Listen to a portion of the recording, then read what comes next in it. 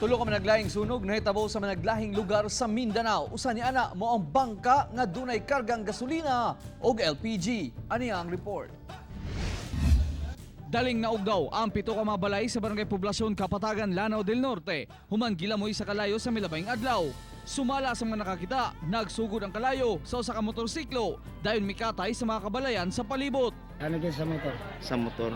Nag-ana po man kayo. Nidako Sa na. balay. Oras din nag-report sa fire station.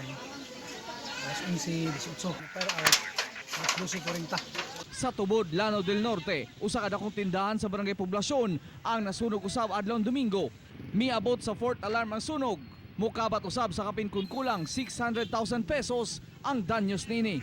Dugay lang ang ato ang pag-declare of fire out kay ato magyong gisiguro nga dili na siya mo sila balik.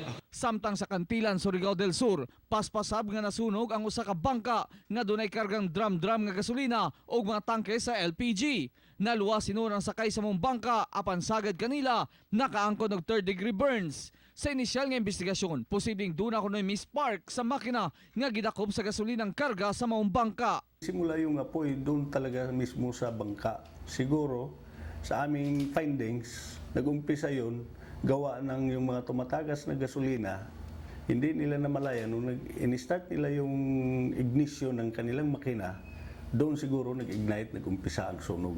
Ako si Real Soroche para sa One Mindanao.